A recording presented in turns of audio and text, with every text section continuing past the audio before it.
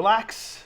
It's just sports, and in episode 3, I think relax is going to be the most important word here. Yes. We got a lot to talk about. Obviously, Joe Burrow out for at least the next 3 months. That's something I really want to talk about because everyone is now a turf toe doctor, and everyone thinks that, 3 months, he's back mid-December. I don't know that that's the case. We'll talk Joe Burrow. We're going to talk about Jake Browning, the backup now starting quarterback, JB6, as everyone is talking about. Yeah. Most famous JB in Cincinnati. I like Jake, and I have a lot to talk about Jake. We're going to talk a little bit of college football, just a dash, because I don't know if I love the games this week, but Big 12 play starting next week, and I think the kind of stinky games from last weekend is a topic in itself.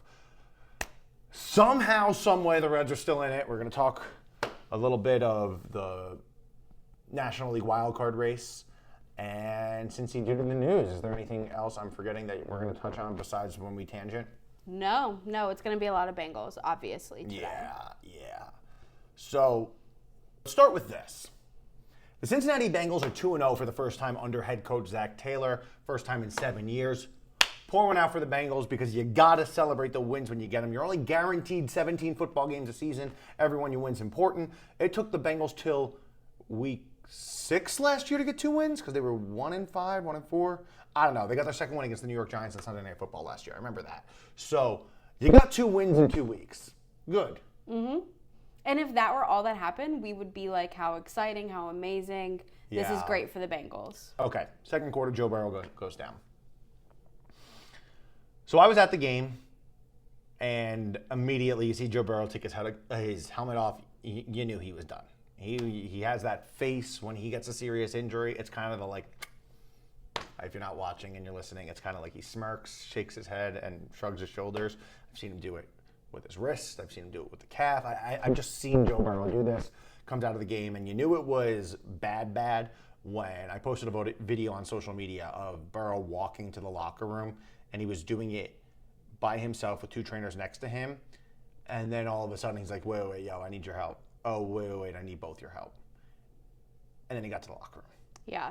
And that was, I think our photographer was able to, like, follow them. Yeah. Oh, Philip followed him totally. Yeah.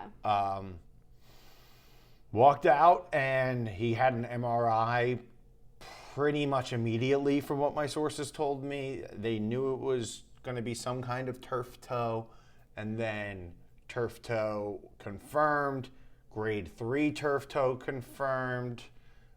That's super, super bad. You hear turf toe, what do you think? I think, he hurt his toe, he stubbed it. And that's what everyone thinks. Because you can get turf toe on grass, common misconception. Yes, yeah. Turf toe has the worst PR team.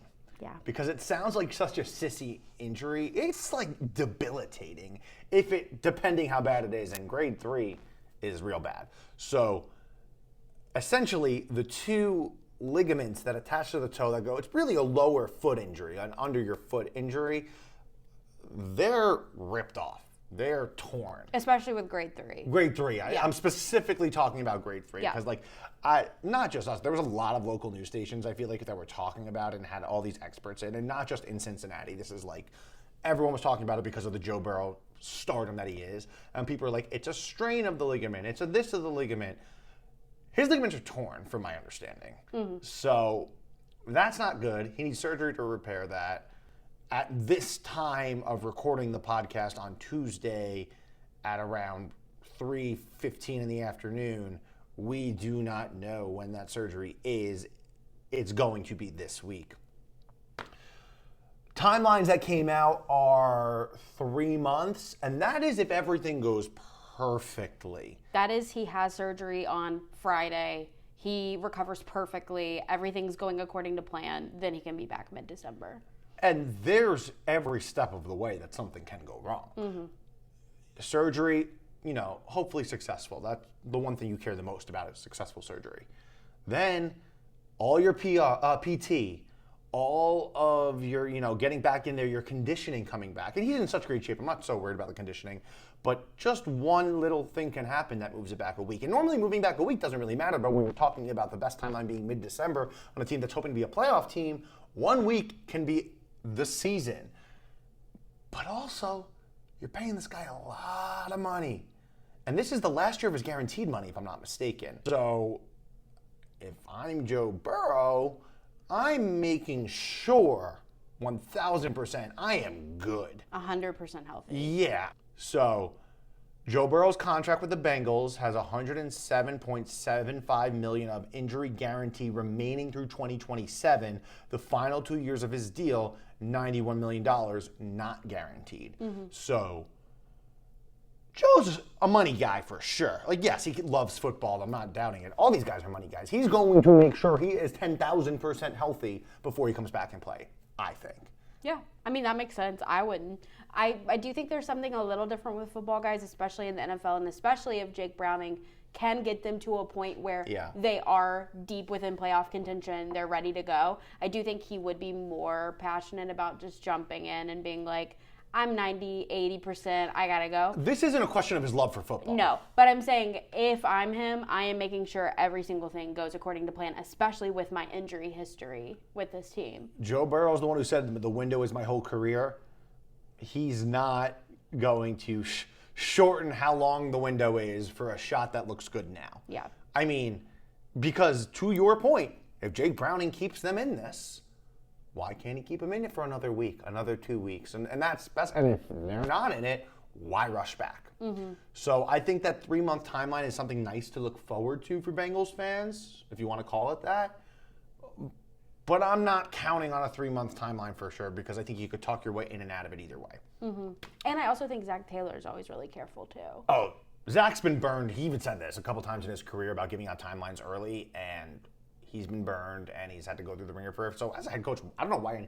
I really appreciate the coaches that do give us timelines and information. But if I'm sitting in their seat, I don't understand why they tell us anything. Zach gives us really good comments and thoughts as long as it won't harm his team. But he's very pro storytelling and journalism, like sharing the story of the Cincinnati Bengals and sharing the story of the NFL. And, you know, he'll talk off the record very openly. And that's what gives us great context, great background. Zach is great, but yeah, timelines, he ain't going to touch that because he's not a doctor. So how did we get here again? That's the $1 million question, right? I mean, I don't even think it's a $1 million question. I think everybody around town, everybody on social media has been talking about it. They all have their own theories. Yeah. Give me the top theories, and I can tell you what I know from the Bengals locker room. I think the first theory is that this O-line sucks. Okay, should we start with that? Or do you want to rattle them all off and then I go? I think, yeah, let's go ahead and just start with O-line, because that is the big topic right now. So I went into, this was supposed to be, and I'm not even saying supposed to be, the best offensive line that Joe Burrow has had in his career. I went in on Monday to the Bengals locker room with one of my missions being, I'm going to ask what the people want to know, both on camera and off camera. ¿Qué pasa? What's going on? This was supposed to be the best offensive line. What happened? Now, it was one play that he got injured on. And I think that's important context to remember. And Zach Taylor is making us remember that. In his press conference, he was like, who's to say it could happen on any play? 100%. However, you do heighten the percentage when your quarterback is constantly running all the time. The stat that everyone is jumping to, and I know we'll talk about this, is the Andrew Luck comparison. And Burrow's played, 2 or 3 less years than Andrew Luck? Yeah. And he's already been sacked 27 more times than Andrew Luck. There's a lot that goes into that. Joe Burrow throws the ball a lot more with the Cincinnati Bengals. Burrow's a different kind of quarterback than Andrew Luck is. There's a lot that goes into that. But with the offensive line, I love what Dalton Reisner told me when he said, basically he feels really bad. Like he came here to protect the quarterback, and it was his matchup he lost, Eric Armstead, that got him injured. I just find it hard to believe, and this was what I saw on social media that fans were mad about. Why is the offensive line better with Jake Browning than Joe Burrow? Well, I have a take on that. I will tell you what they told me. What did they say? That it's not really that they're better than them. It's that the game adjustments in real time, everyone was adjusting as they learned it. That's valid. Fine. I think we can be the judge of that as weeks come with Jake Browning. Yeah. Does Jake Browning and Joe Burrow, I asked Zach Taylor this directly, because Joe Burrow's thing, he's a coach on the field. He's a leader on the field. He audibles all the time. He's always, and that's one of the things they love about Joe Burrow. He could read a defense. He could tell you what he should go up there and do. Jake Browning kind of just went out there, listened to the play call, and performed the play to the best of his ability. So I asked Zach Taylor, hey, Zach, like, does Jake and Joe, do they have the same freedom to audible? And he emphatically said yes. So what I think Zach Taylor was trying, he was telling me the truth. He said, yes, they do. And I think in his mind, he might have been debunking that, oh, it's not because Jake's allowed to audible and listening to me. I'm thinking maybe Jake's just going out there and trusting Zach and putting himself in advantageous situations. And maybe Joe is trying to be a little bit too perfect at times. And I'm not trying to blame Joe for this because, like, it's football. He got hit. It happens. Mm-hmm. Unfortunately, it happens to Joe more than other people. So that's my take on the offensive line. I don't know if that even answers it. I just think that the offensive line isn't necessarily bad. I think they are bad. I don't think so. No, I'm here to say the stats show that they are bad. Only one player, and I know that we talk a lot about analytics and who actually cares about what this grade is, what this is. Are we getting too deep into the weeds here? PFF, for whatever you care about them, grades all of the O-linemen. Only one O-lineman is above average. But that's only one O-lineman is average. But that's where I argue it, because I don't think you can grade an offensive lineman like that, because I don't know PFF's equation. I'm not going to pretend to. They do break it down. Sure, but how much of one offensive lineman's fault is something as opposed to another? Because truthfully, I believe the 5 offensive linemen are one position. Sure. I think it's more so like, are you getting beat so many times? Are you... Right, but if you're getting beat, that might be because the way a defensive scheme makes it so you have a one-on-one matchup that's less advantageous. Like, I just think the offensive line... It's 2 weeks. I know you don't buy it, and that's fine. Oh, I don't buy it at all. And that's fine. I think Orlando Brown Jr. is a good tackle. And he is the only player that is ranked high. Yeah. In fact. I think, okay, so they haven't played well, but I'm just not out on them. I really, because, and maybe this is why, I've seen bad Bengals offensive lines. So I think, I don't know if I said it here, but basically the Bengals offensive line, for them to be competitive with Joe Burrow, I said they had to be somewhere in the 14th to 18th best offensive line. And that's over a season. Obviously, you need to make sure he's on the field. Mm. But I genuinely feel that this could be biased as I'm saying it in real time. Not biased because I'm a Bengals fan. Yeah, but biased because I've seen it so bad. I've seen La'el Collins try and play here. And that was bad. I've seen the offensive line the Bengals went to the Super Bowl with struggle. I've seen horrible Bengals offensive lines. I've seen them get better. And this, from my casual offensive line viewing eye, I'm not going to pretend to be some kind of offensive line guru, is the best Bengals offensive line I've seen. So maybe that's where I'm coming from. So maybe they are still bad. Yeah. I would like to think, I think they're not as bad as people are saying, but they're by far the best Bengals offensive line that I've seen. Does that make sense? That makes sense, but what I'm hearing is actually a Stockholm syndrome, where you're like, wow, they were all really bad. They were all really bad. This one's not so bad, actually. This one's okay. 100%. And when you look at the stats, they're just simply one of the worst offensive lines in the NFL. But I don't take PFF as a stat. No, but I'm not talking about PFF. What are you talking about? Let's do ESPN research and analytics for pass protection blocking. Let's do Warren Sharp's Sharp Analytics for pass protection. All of them have them, but none 28 of that, or worse. But yes, and I hear that, but that's the same thing as PFF.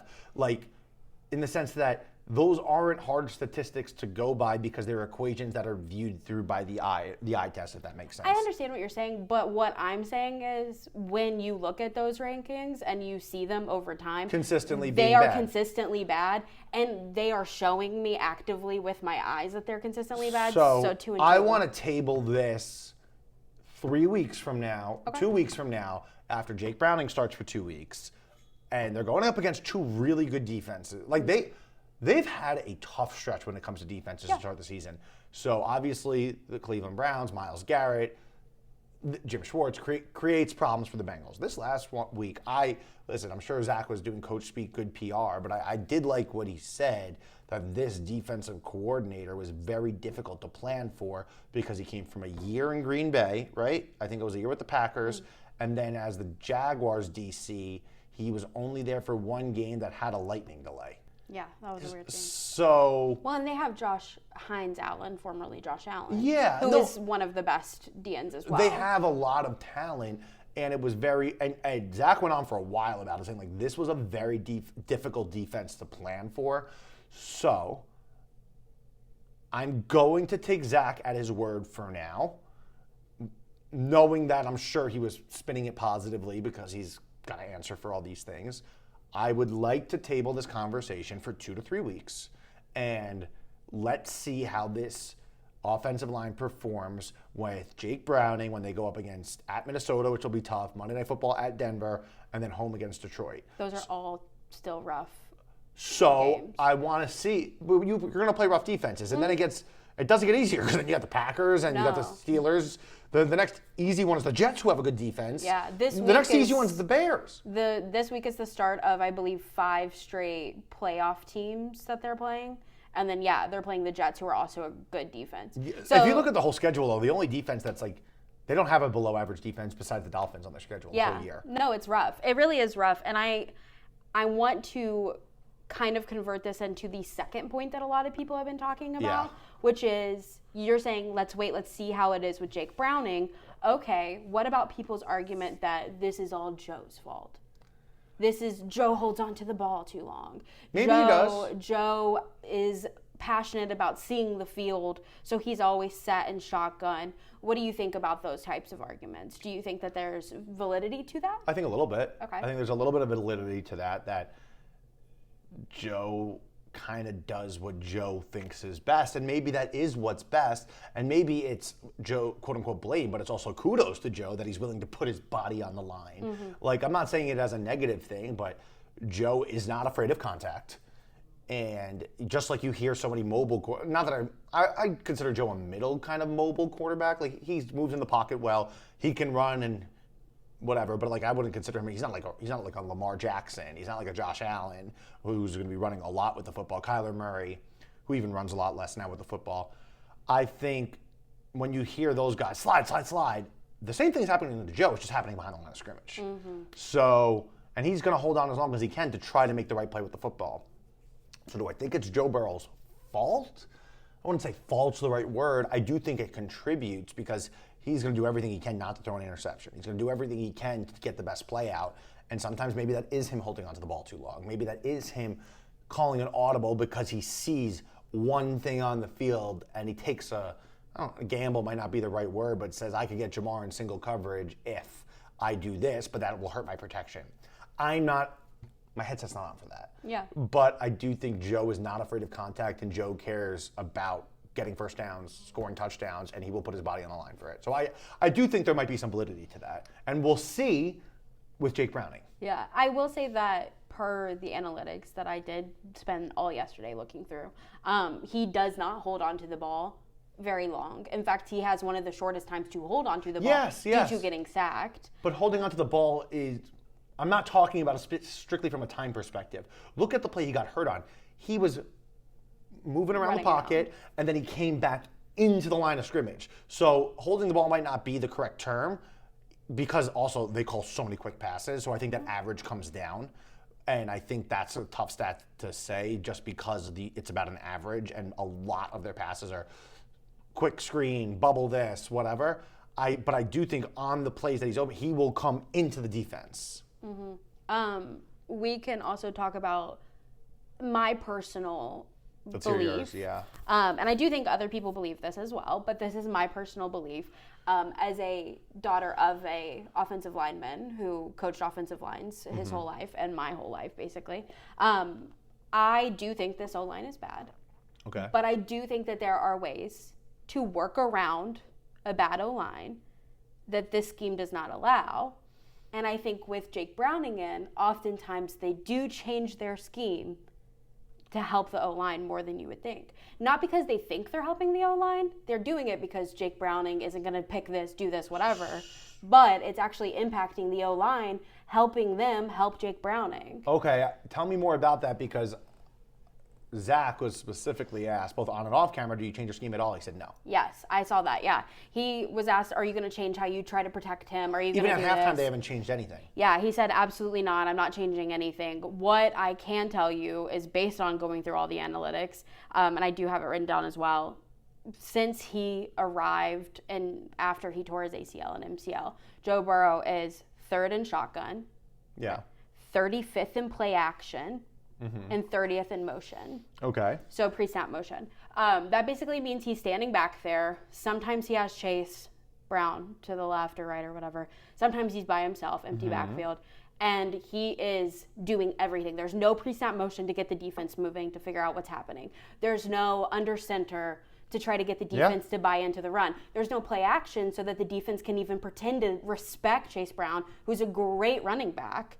And because of that, the defense is saying, oh, awesome, I'm going to go all in on Joe Burrow. And that's going to screw up an O-line who's already considered bad at pass protection. The way you help save an O-line that's bad at pass protection is running the football. Well, no, it's play action. Right, you can't do play action without running the football. Sure, but they're not even pretending to try to do play action. And I think that's a real big issue here. I'm watching them, and you can do play action in shotgun. Like, Matthew Stafford does it all the time. Yeah? You can stand. Bengals do it too. They do it, but they do it at one of the lowest rates in the NFL.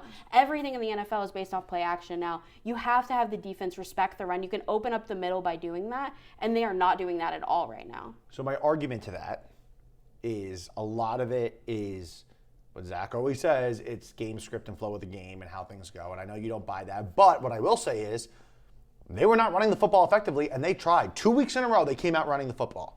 I agree, but I actually think that their running plan was bad. They're not mixing and matching. Well, that's fine. But what I'm saying is then you get to a point where you have to run plays like this.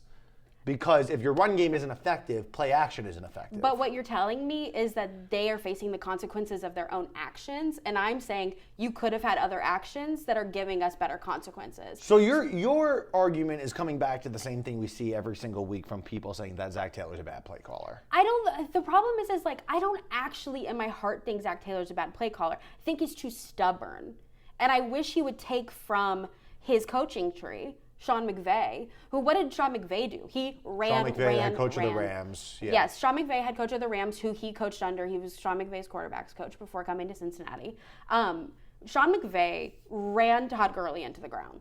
Yeah. Right? Sean McVay did what he could with Jared Goff at that time. Sean McVay's done a lot of stuff. And when he got murdered by the Patriots in the Super Bowl, he switched his whole game plan. Of course, he got Matthew Stafford, who's going to be a different passer. I think Matthew Stafford, pretty similar to Joe Burrow in the sense that they love to throw. They're not going to run very much. They love being in shotgun. Like, that's the vibe for them. He completely switched his offense. He started combining the run with the pass way more. He started mixing it up. He started doing a lot of pre-snap motion to give Stafford the eyes to go, actually, I'm going to hit, in this case, like Jamar Chase here. This time I'm actually going to do this. It just gave a lot more options to the offense, and you saw them succeed. They're doing so much better. But what I'll say is, and the run game, though, is still good. Joe Burrow has the ability at every single one of these plays, if he doesn't like them, to switch it to how he wants. I don't disagree, but I'm saying, like, if you're not even giving Joe Burrow pre-snap motion, you're still putting him at a disadvantage. Joe Burrow can do a lot. That's why they still went to the Super Bowl. But Burrow isn't like a normal quarterback. His voice in that room, it's a coach's voice. I would argue that so would Stafford's. So are a lot of them. Yes. But my point is, when these game plans are being made, Joe Burrow gives the green or red light. As much as Zach gets the blame, Joe Burrow can very easily say, we need more pre-snap motion. We need this. We need that. So I'm not buying it's all on Zach. I'm just not. I'm not saying it's all on Zach, but I'm saying, like, we can look at this with Aaron Rodgers. Aaron Rodgers never wanted to go under center. Aaron Rodgers was very like, I'm going to stay in shotgun, whatever. Then he went to the Steelers, which I'm sure is very annoying for you because when he was at the Jets, he wouldn't do anything. Sure. When he went to the Steelers, Arthur Smith said, hey, what about this? It's just the introduction of ideas that I don't think Zach Taylor is providing. I think it's like stubborn coming together and going, we can win with this, I'm good with this, and we need a new voice. I'm not saying you need Zach Taylor to leave. I'm saying, why don't we add a different OC? Why don't we add a new quarterback? Dan Pitcher's in their second year. Dan Pitcher's My point is, Dan Pitcher is literally in that lineage. When it comes to the play calling and all that, I think Joe is, if you don't like it, how Zach's doing it, nothing is getting done without Joe's approval. Nothing is. I don't disagree, but I'm like, a lot doesn't get done without a lot of quarterbacks' approvals. Joe's different. Joe is different. If Joe is so different than people who have won Super Bowls before, then that's a problem that the Bengals need to address with other coaches. And that is a whole podcast in itself. But I'm like, I still think it like connects back to Zach Taylor. Whether or not you think Zach Taylor is the worst coach in the entire world, whether you think he's actually doing I think he's a very good coach. Yeah, or whether you think he's doing the best he can with what he's got, like it's a struggle. You can be in that line, but you can also think like Zach Taylor needs to be more inventive, and so does Joe Burrow. Both of these two things can be accurate. Just think all the blame that the coaching staff gets, Joe deserves equal blame. All the praise, equal. I'm a big, and I've been here now long enough. This is my 4th season covering Joe Burrow and the Bengals, that I've witnessed it. I'm in there. He is another coach on that staff. His voice is as like he doesn't talk as much, but things are only getting done if he greenlights them. That is all the way from what's on the field to social media to anything. Joe Burrow has the final say. Yeah. So that's where, I think we go on from there. But that's where I feel strongly, and I hear you, and I respect and understand all of your points. I just genuinely believe that if you have a problem with how they're calling the plays, how they're doing it, it's not just on Zach, it's on Joe too. I don't disagree with that. I just really think that like Zach has been able to push off and go, well, but we went to the AFC Championship and we went to the Super Bowl. And I'm like, you can do those things with this talent in spite of decisions and still look back and go, maybe we should change some things. Sure. But he's outwardly speaking about how, well, this is the plan that did this. He spoke on it one time after he needed to get some positive vibes around his team after his franchise quarterback went down. Sure, but like that. It's a common thing that he said like over the years. Like, no, I think we really have we have the plan. We know what we're doing. And I'm here to say, I think perhaps you don't. Let's look at it. Okay, I also think that's just someone saying, hey, listen, I've done this before. Like, I'm just catch me in a few weeks. I'm just really everyone's doom and gloom right now. I'm actually not. I'm not really doom and gloom either because that wasn't doom and gloom? No. I never want to see doom and gloom. I think I just stated with Jake Browning, they are doing more motion. They are doing more play action. They are going under center more often. Yeah, which is kind of what I was saying earlier when I was talking about the offensive line performing better. And it's the same point. I just didn't get so in depth with it as you did. Are we talking about Jake now? Yeah, let's talk about Jake. Is there more Burrow, or we're good on Burrow? I think we take a 3-month break on Burrow. Yeah, I think we've got enough Burrow content to last us a lifetime. I'm not worried about it. Yeah. So I want to know your opinion, and I think I already know. Is Jake Browning good enough to keep them afloat? Yes, Jake Browning has aura. He does. I covered his stretch that he went on in 2023 when he went on Monday Night Football to beat the Jacksonville Jaguars, the 8-3 Jaguars at the time, in overtime on Monday Night Football. When he went at home against the Minnesota Vikings, a Saturday standalone game that the whole world was watching, and against the team that cut him from the practice squad, and Jake Browning bodied the Vikings, made that great throw to T. Higgins, who went into the end zone. And afterwards, Jake Browning finds a camera and says, "You never should have bleeping cut me." Mm-hmm. Jake Browning would start on 1/3 of the NFL teams. Okay. And I stand on that. I think he's been in this system. There's a reason everyone said that after that 2023 season, when he came in for Burrow at the end, that he was going to end up somewhere else as a starter. And the Bengals were like, no, not so fast. Everything about Jake Browning is exactly what you want in a backup quarterback. He's good enough to be a starter. He's a veteran who's been in this system now for multiple years. And I think the most telling thing that really stood out to me, because truthfully, it's hard to evaluate a backup quarterback as a reporter because preseason, he's not working with the same guys. He's not getting the same amount of reps in training camp. So even though because of all the injuries Burrow has had in training camp, I've seen a lot of Jake Browning reps. When the Bengals signed Desmond Ridder coming into training camp, Desmond Ridder, arguably the best Cincinnati Bearcat quarterback of all time, arguably the best Cincinnati Bearcat of all time, at least offensively, while they were in college. Sorry, Travis Kelce and Jason Kelce. Immediately, it was clear, OC Dan Pitcher said it, head coach Zach Taylor said it, Desmond Ridder is fighting for a spot basically to be the 3 or the 4.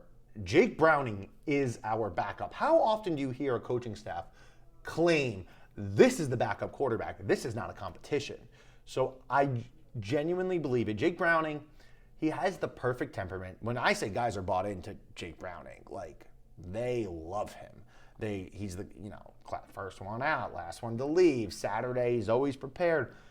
He's funny and he's an everyman guy. Like I 2 stories I vividly remember with Jake. Both when he was not really playing as much. The Bengals got their whole new locker room. And, it went from what was probably the worst locker room in the NFL to one of the cooler locker rooms in the NFL. And I'm walking in, I'm next to Jake, and I was like, dude, what do you think of this place? Immediately, bro, it's a spaceship. It's like, wait, what? He's like, it's a spaceship. Think about it. And I looked at it, and I'm like, oh, he said that in his pocket. This isn't his first time making jokes about the locker room, which is like something so silly.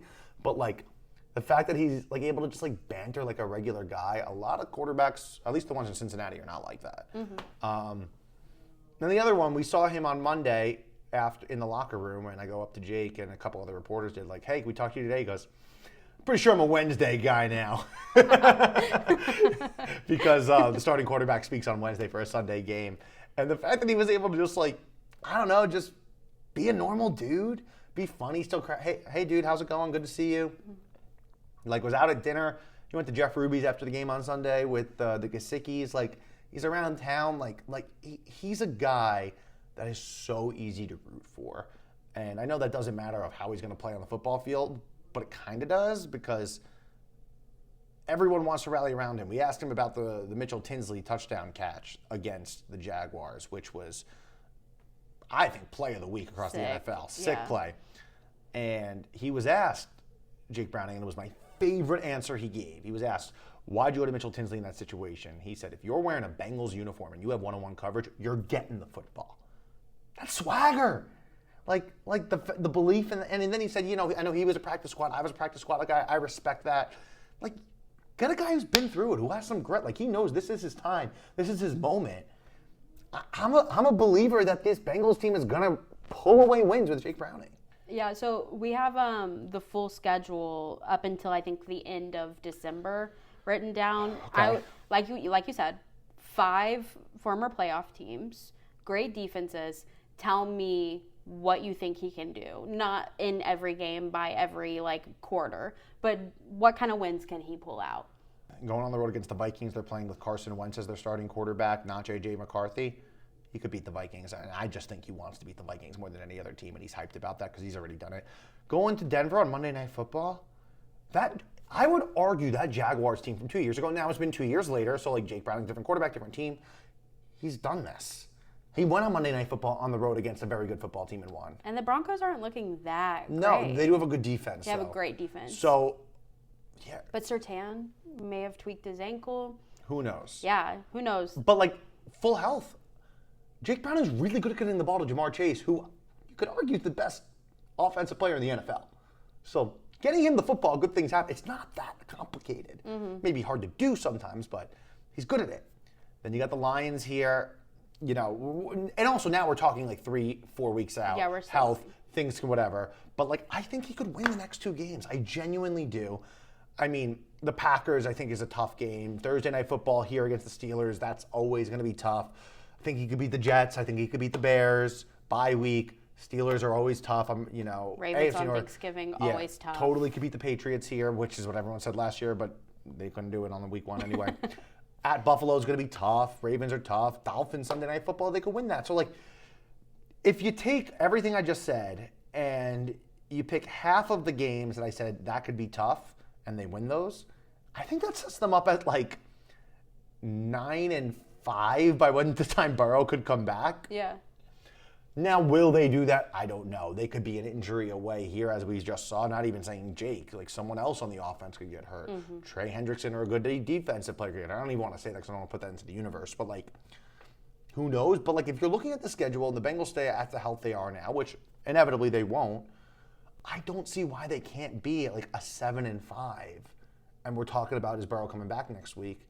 And I don't think we're gonna get to the point where they're like 8-3 or 9-2, and we're like, should Joe Burrow come back? Like that's not gonna happen. Yeah. But like, yeah, he keeps him around 500, and there's no reason he can't do that. I genuinely believe he is better than at least 10 NFL. And so does Jake. That he's better than at least 10 NFL quarterbacks right now. Can you call them out? Name some. Like, where would he start? Yeah. Like, okay, so where would he start and who is he better than are two different questions. Okay. Because there are rookie quarterbacks around the NFL and second-year quarterbacks around the NFL. Like, I don't know that, like for example, he would be the best quarterback on the Tennessee Titans. But you just drafted a quarterback first overall. Is he going to start on the Titans? I don't know, but he would. So if we're just strictly talking talent level, I'll do it. Yeah. Titans, Giants, Jets, Vikings. I really should have done this in like a divisional order. Falcons. Is he better than Indiana Jones? Danny Dimes? Right now you have to give Daniel Jones. He's playing incredible. The Saints. Mm-hmm. Seahawks. Raiders. 49ers. Who are also dealing with a turf toe situation. Yes. But I think he's better than Brock Purdy. And some might say Trevor Lawrence. He just beat him. I'm going to respect Trevor Lawrence for now. For now. I'm always going to respect the guy. But I'm at 9 right now. And I'm sure we could get there. No, 100% we could get there. I'm literally just like, better Chicago. Caleb Williams, yeah. That's at least 10 now. I mean, we could keep going down the list. Let's do it because it's kind of fun. Bryce Young. Like low-key, like C.J. Stroud hasn't shown me anything this year. Like C.J.'s had a great rookie. His peaks are higher than. Yeah, 100%. And like I'm not trying to say like these aren't all slam dunks. Mm-hmm. But I just gave you 10 that if it's not a for sure shoe-in, 11 that it's not a for sure shoe-in, he's at least in the conversation. And I also Cleveland. Like how did I forget that? Cleveland. And these are all like that's and Jake Browning also believes it. Like he said it. I think it's also important to note that if we were talking about Joe Burrow right now, obviously we would be like, the sky's the limit. But we would still look at this schedule and be like, beating the Ravens on Thanksgiving, hard. Beating the Steelers on Thursday Night Football, hard. Packers like, they're still difficult games. Oh, I think the most telling part is I didn't change my win-loss thoughts because of Jake or Joe. Because I think it's going to be very similar offense. I think the difference that we're going to see, in my opinion, with Jake and Joe is, from a positive perspective, is we're not going to see the unbelievable Superman kind of throw like Joe Burrow has. We're going to see good throws. We're going to see more mistakes. We're going to see interceptions. We saw that in Jacksonville, against Jacksonville. But we're also going to see a guy who's going to take what the defense gives him, that he's playing for a job, and he's just proven he can do that. Now, listen, a few weeks go by, who knows? But he showed me enough against Jacksonville, Jake, that I really think, like, Jake Browning has aura. Like, I just think, and the guys want to win for him. They're 2-0. Like, there's no reason to give up on the season now. Like, what? So, Zach Taylor said on Monday that, the guys are still fired up in that locker room, whatever. I was in there on Monday. Didn't really feel like a Victory Monday locker room. It definitely wasn't like, we're hungry, let's go. But it was a sense of like, yeah, we're sad for Joe, but like, let's keep rolling. Let's keep vibing. Like, that was the sense I got. Like, nobody wanted to come off too high because they didn't want to come off as like we're dancing and like, who cares about Joe? Yeah. But there was still a sense of like, yeah, we still got jobs to do. We're 2-0. Like, wins are hard in the NFL. We have 15 more chances to get 8 more, and we're in the playoffs. Mm-hmm. And maybe Joe's playing them, maybe he's not. But if you get 8 more wins, then you're at least competitive enough. I go back to how many backup quarterbacks have good things happen with? Matt Castle with the New England Patriots. Nick Foles. That happened later in the season, and Carson Wentz was an MVP candidate that year. But Nick Foles was. But there's a statue outside the link of Nick Foles. I would argue Nick Foles is just as good as Jake Browning. Like, I think they're not. Nick Foles was not the best quarterback I've ever seen. He was on a tear. I think that's a great comparison. The only difference is Nick was a bona fide starter earlier in his career. But I agree with you. Yeah. I totally agree with you. And that was the comparison people were making 2 years ago, like Jake Browning. Oh, Nick Foles did it. Because, I mean, they were in the playoff hunt until New Year's Eve when they lost in Kansas City. Mm-hmm. So, yeah, I'm in on Browning. I think Bengals fans, Bengals fans online who were saying they should tank, stop it. I don't like you. Like, you root for a football team that, sure, your favorite player, your most important player is out for a few months. That stinks. Everyone's been there. But tanking when you have a 2-0 team and you just paid so much money to 2 wide receivers and a defensive end who you probably only have for this year, Trey Hendrickson. Go win football games. Root for your team. You want to tank so you could get a what in the first 5? No. Yeah. And then ruin the culture in the locker room? Because one player is that much more important than the rest of the team?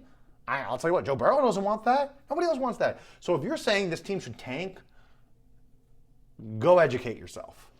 And oh man, I was getting heated about that online. I understand.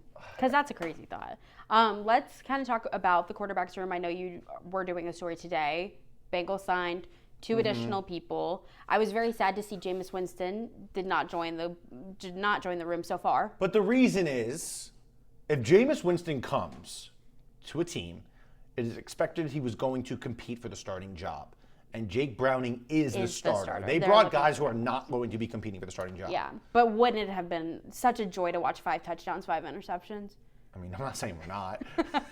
No, I would have loved that. I love Jameis Winston. I think he's a great character. But the Bengals also don't bring in guys who are larger than life like that. They drafted Jamar Chase. Yeah. They drafted Ocho. Like, they're not in the business of let's bring guys bigger than the team. And even I don't think Jameis wants to be that. He naturally is because of his personality and the aura he has on the internet. A lot of aura talk today. But we brought in mini Cincy dude in the news. We brought in a low-key 2 Cincy dude in the news. Ooh, go ahead. So Sean Clifford played at St. Xavier Bombers, then went on to play at Penn State for like 37 years, and then he got drafted in 2023 by the Green Bay Packers. He has 1 career pass attempt, and a lot of people in Cincinnati are like, "Oh, okay." You saw him in an inter-squad here when the Packers were here 2 years ago. Yeah, okay. Mike White. That's my Cincy dude in the news. Famously from Florida and Western Kentucky. But the Mike White game, do you remember the Mike White game? The Jets game you're referring to? He's playing for the Jets against the Bengals. It was the year Joe Burrow got hurt, 2021. And it was his debut, right? Like, he just came in that game. Was that his first game as a starter? It could be. 405 passing yards, 3 passing touchdowns, and a receiving touchdown. Yeah, an insane stat line. The Mike White game. So, is he a Cincy dude? He is now. So, I am great. Sean, like who knows? They're both on the practice squad, so like everyone take a breath. But Mike White has been around the NFL for a while and like has proven to be a good backup quarterback. And he's been in great quarterback rooms. Like he was with the Bills and Josh Allen. I guarantee you that's part of it. Mm-hmm. Like the fact that he's been around these really good quarterback rooms. And I know, I'm sure, I don't know this for a fact, but Zach Taylor and Matt LaFleur have a very good relationship. So I'm sure that went into the Sean Clifford decision, LaFleur being the Green Bay Packers head coach. I don't think it's because he went to St. X, as much as GCL South lovers might think. Yeah, no, I think so as well. But yeah, none of them are going to overtake Jake Browning in this I don't even know. Right now, just on the practice squad, which that could change. But Brett Rippon is currently brought up for the practice squad to be the backup quarterback. If I'm just guessing, I think it'll be Mike White, but we'll see. But we're going into this week watching Jake Browning, and like you said, Carson Wentz due to J.J. McCarthy's injury. Mm-hmm. Do you want to kind of break down your thoughts on that game, preview that a little bit? Yeah, sure. I think the Vikings, they're coming off of a loss, right? Rough loss. Yeah, to Atlanta. Mm-hmm. And I think that the Vikings defense is very good. I have so much fun watching a Vikings. The Vikings defense is really good, and you know who I have a lot of fun watching? Cincy dude, Ivan Pace. Looks like he has no business being on a football field. That was always his thing. He's too small. The way he runs through the offensive line and he just goes on berserker mode, like he's always like passionate on the field. And I remember watching him do that at UC. I remember watching him do that at Miami, and I hear stories about how he did that at Coleraine High School. Ivan Pace is so much fun for me to watch. Brian Flores uses him so well. Brian Flores, the defensive coordinator. Great defensive coordinator. Wasn't a good head coach. Great defensive coordinator. And their offense, so they have a few injuries. J.J. McCarthy will not be playing, which I think is a good thing for the Bengals. I was going to ask you, I've actually heard in our newsroom and online that people are actually thinking that Carson Wentz is better than J.J. McCarthy. I mean, at one point in his career, he was in 2018. Hey, he was an MVP. 2018? Yeah. Right? That was the year that Nick Foles won the Super Bowl. Yeah, he was. That was 8 years ago. 6 years. 7 years ago. Unfortunately, too long ago. 7 years ago. Not worried about Carson Wentz. I saw what he did with the Chiefs last year. I saw what he did with the Colts the year before that. I saw what he did with the Commanders the year before that, or maybe they were the Washington football team then. Yeah, no, not worried about old man Carson Wentz. He was really good.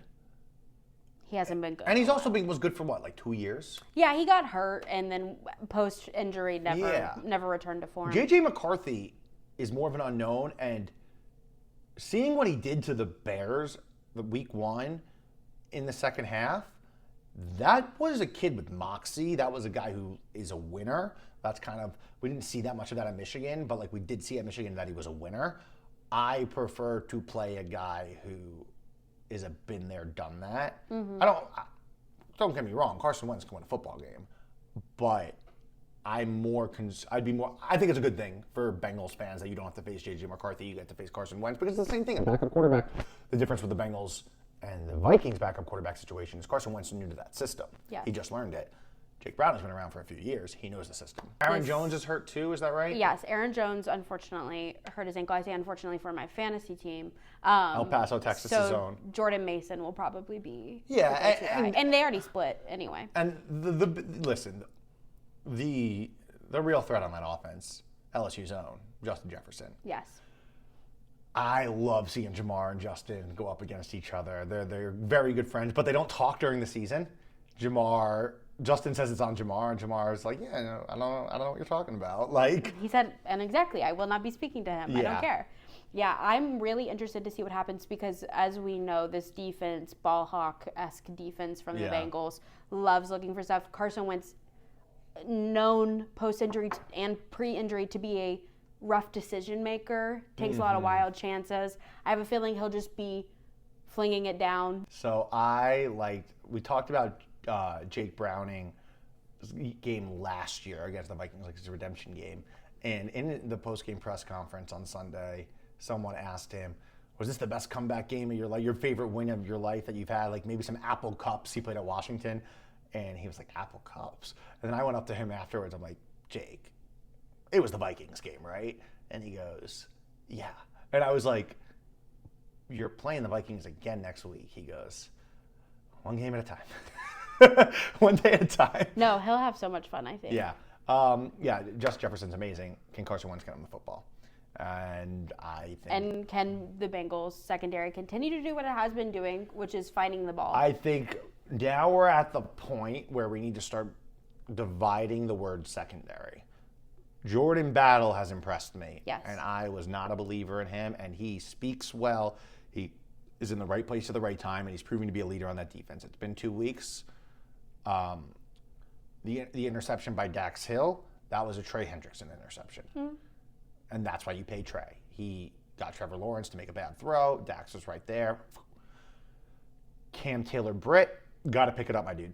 Got to pick it up. And he's taking it hard. Like I see him in a lot. Like he's a juice guy. That's what he calls himself. He still has the positive vibes, but he is definitely taking this hard.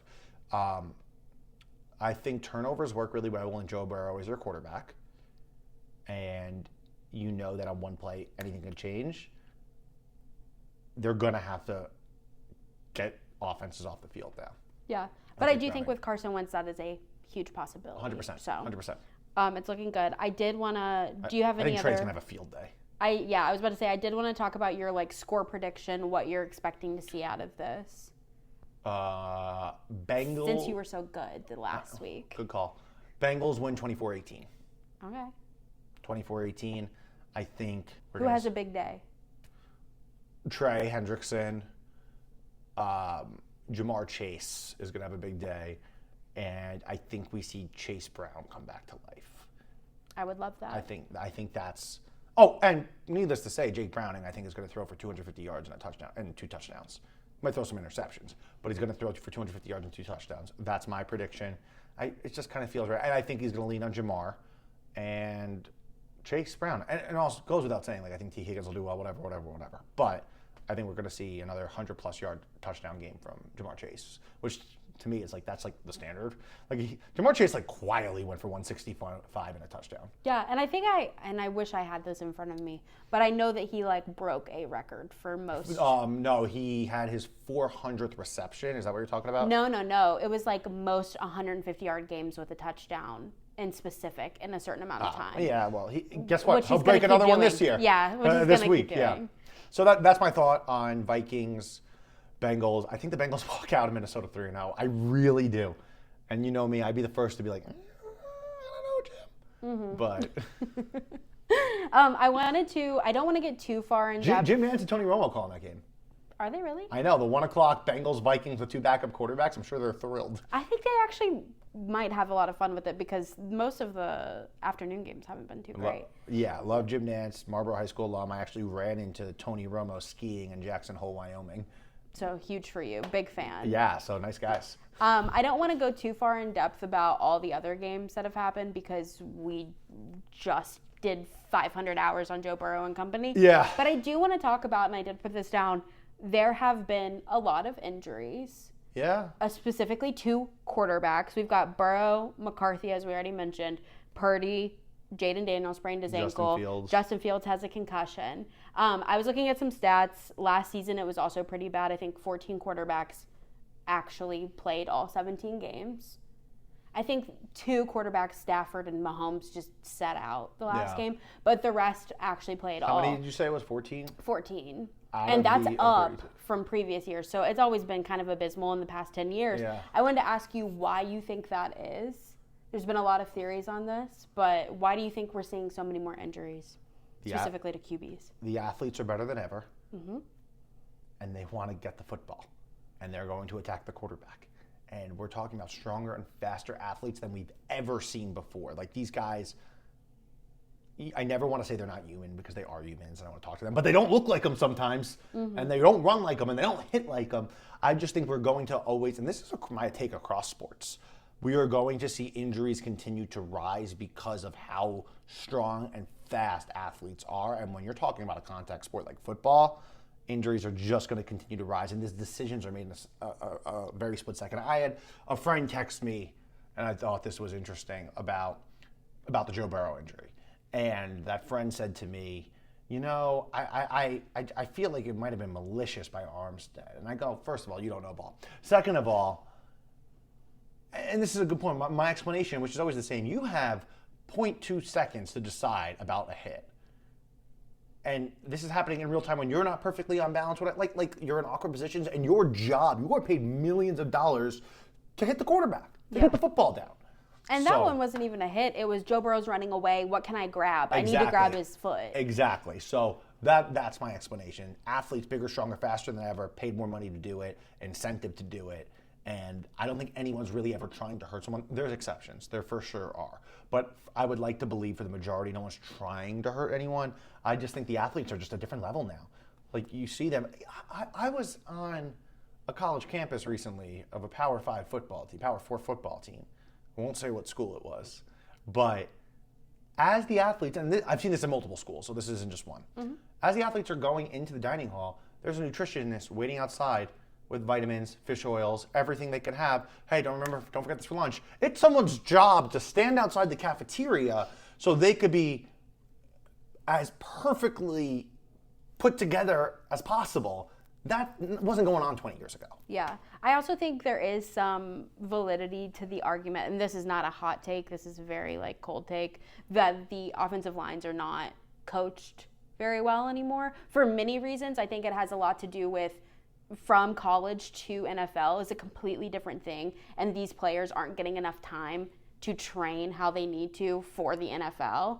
And so they're just not learning what they used to. Yeah, it used to be so similar. Like the NFL and college used to be pretty similar games. Now things are so different. And in the college game, it's so much faster. They're so much smaller. It's so different that I think that the O-line is struggling to keep up with what the NFL D-lines are being 100%. Built like. I just also don't think we ever had people like yes, there's obviously the exceptions, the Strahans, the LTs, but we didn't have Myles Garrett, TJ Watt, like Max Crosby, like those guys didn't exist. And even like the best guys when it came to sacks in like NFL history, like you could go to like even back in the day like Gastineau and like they didn't look like this. Yeah. They weren't running these times. They weren't benching what these guys bench. Like they're machines now. Yeah. So I hear you, and I think the two go hand in hand. No, totally. I think it's like huge defensive linemen, and I think not huge enough and fast defensive line. Not enough training on offensive line is just completely getting overpowered. And I also think it's kind of the same in the secondary. I think wide receivers are so much better than what they were. I think corners are actually worse. Well, than you know what they were. Corners now are just wide receivers who can't catch. That's always been like that's the always joke. Been the joke. But I'm like, it feels true. I'm watching the corners and I'm going, you're a less athletic version of the wide receiver. And that's why when you get your anomalies, when you get your Patrick Surtain, Sauce Gardner, like they stand out so much because Sauce is built like an elite corner. He also could be built like an elite wide receiver, but choosing to play corner, and I think you know what a lot of that goes into? Money. The elite athletes, if they have a choice between wide receiver and corner. Why do I want to be a corner? I can make way more money as a wide receiver, way more flashy. I thought Revis did more for corners than he did, I guess. Thought people were so inspired by Revis Island. Yes, I think they were. But then you see, I can make 3 times as much money catching the touchdown. And be Ocho Cinco. Yeah, it's rough. I also think Jalen Ramsey wasn't able to be that. Yeah, I also think that there is something to say about like defenses just kind of get screwed over with play calling and the way that the NFL works. Yeah, but I do think injury-wise, there's a lot to be said about the D-line being so huge, so fast, so powerful, and the O-line being smaller, less athletic, less ready and prepared than the D-line is. So real quick then, a good transition, because you brought up college football. Real quick, because like we said, we didn't love the games this weekend. The one that stuck out here, Cincinnati defeating Northwestern State 70-0. Brendan Sorsby threw 15 for 15, 5 touchdowns in the first quarter. You said you wanted them to blow them out. And they did. And they did. So, but my point in all this is like, whatever. It was the most non-competitive football game I've ever covered. Actually, the second most. I covered a 77-0 Texas Tech victory over Lamar. That was my record. And the game in the second half went from 15-minute quarters to 10-minute quarters. And we're seeing it kind of happen a decent amount the first few weeks because of non-conference football. The most viral thing I put out this last week, got a ton of views on TikTok. Check it out on Instagram, TikTok, whatever. It was Scott Satterfield talking about it, Bearcats head coach, saying, we're going to see more and more of this, and it's not fun, like about the clocks running, about all that. And the reason behind it is there's no more parity across the levels of college football. There's more parity than ever in the Power Four because basically the lower levels are just used as the minor leagues. So back in the day, Scott Satterfield was the offensive coordinator on the App State team that beat Michigan. Yeah. So we're not going to see that anymore. And his explanation was, you recruit a guy who didn't get any offers. You coach him up. You saw the potential. They earned a spot to be a starting quarterback, running back, defensive end. And as soon as they get to that all-conference level, bye-bye, you're going to the Power Four. So you can't retain players, and I know that's like retention is an issue, but like for the low levels, and to me, I want to stop seeing those games now because I'd rather just see games with close scores. Games that it was genuinely, I cover high school teams that I think could have competed with Northwestern State. And like that's not a knock to Northwestern State, even though it fully is a knock at Northwestern State. It's more like, it's just two different sports. Yeah. So I loved what Satterfield said there. That's talking college football.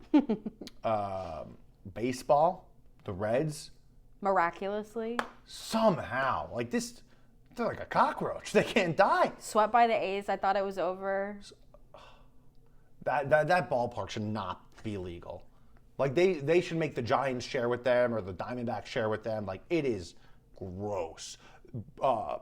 In the first game of that A's Red series, Will Benson hits a fly ball to the warning track, and the right fielder for the Athletics just completely missed it by 8 feet.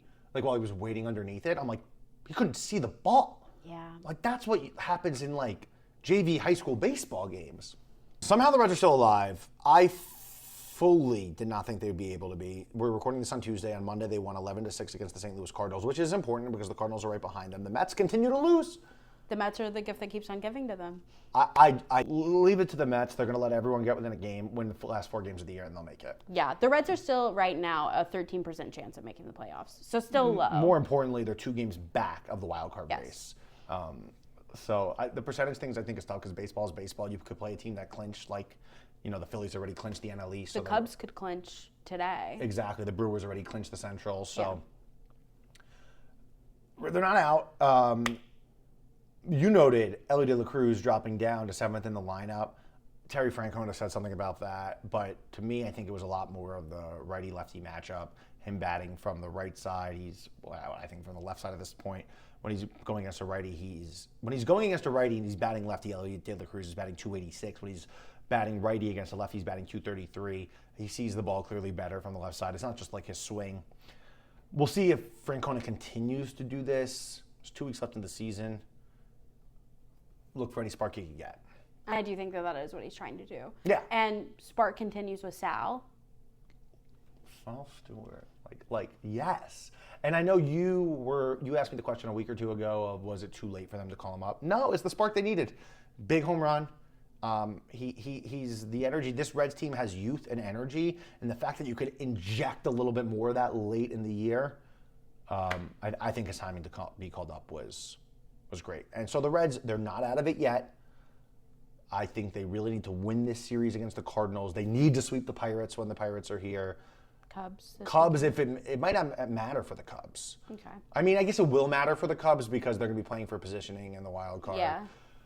Got to win every series the rest of the way. And unless, I could be totally wrong, everyone else could just keep on losing. Yeah. So if I'm a diehard Reds fan and I'm paying attention to everything, I need to pay attention to Mets games, Diamondbacks, Giants, Reds. Okay. Right? Yeah, everything else will work itself out. Those are the ones you care about. But truthfully, all you really need to care about is the Reds winning. Because I'll tell you what, if the Reds win the next 14 games, they're in. They're in. Are they going to win 14 games in a row? No. But if they win 10 games, I think they're in. So just worry about the Reds winning. And if you keep getting gifts that other teams lose, great. But it doesn't matter if the Reds don't win. Yes, 100%. Cincy Dude in the news, is that where we're at? Yeah, let's talk Cincy Dudes in the news. I mean, I said the Philadelphia Phillies clinched the NL East. Mm-hmm. Kyle Schwarber, the Middletown Midi. Yeah, let's Midi man in the news. 53 tanks on the year. You sent a stat. I did send a stat. Hold on. He has the 3rd most home runs on a single team for the first 4 years on that team. And name the other 2 people. Babe Ruth was one, and Mark McGwire. Yes. Imagine being in the same So stat Kyle line. Schwarber's the only one not to eat hot dogs or steroids and do it. Yes. In a game. Yes. The crazy thing is he's not going to win MVP. No. Shohei's going to win MVP in the NL, and Cal Raleigh will win it in the American League for the catcher for the Seattle Mariners, who was having the most fun baseball season I can remember. Kyle Schwarber is having an unbelievable year. Also, though, 7 guys in baseball have over 40 home runs, and that's probably going to change. Joe Adell on the Angels already has 36, and there's still 2 weeks left to play. Pete Alonso has 34, so home runs, they're up. That's good. Mm-hmm. Huge. I hate when I watch an MLB season where home runs are down. Yeah, it stinks. The worst time. Yeah, Kyle Schwarber, Middletown Midi, 53 tanks. NL East champion Philadelphia Phillies. Kyle Schwarber also, I think, in the middle of this season, like right when the Reds were playing the Phillies, I believe, did do an interview where he said he would love to come play for Cincinnati, and that was enough for me. There is no way the Reds would pay for Kyle Schwarber. Should they? Imagine how many home runs he would have at Great American Ballpark. Isn't that the truth? He could be pushing for the Bonds record. Not actually, but yeah, there's Reds fans. I love y'all. Kyle Schwarber will not be around. Dare to dream. I dare to dream. I think that's all we got, right? Yeah, that's it. Make sure like, subscribe, all the fun things. YouTube, Spotify, Apple. Did I nail them all? You nailed them all. And this coming week, you will be able to talk a little bit about what happens after the Minnesota Yeah, game. we'll talk much more in depth about the Bengals Vikings. Look ahead to Monday Night Football in Denver, which I'll be going to. Mm-hmm. We'll have a much better idea of the playoff picture for baseball. And what else is coming up? I think that's the biggest things right now. And I'm sure we'll have a and then Big 12 play starting. And yeah, we'll have updates. Maybe we'll hear from Joe by then. Who knows? Right now, he's kind of being low key, understandably. And yeah, I think that's it. Yeah. All the things: YouTube, Spotify, Apple. Thanks for hanging out.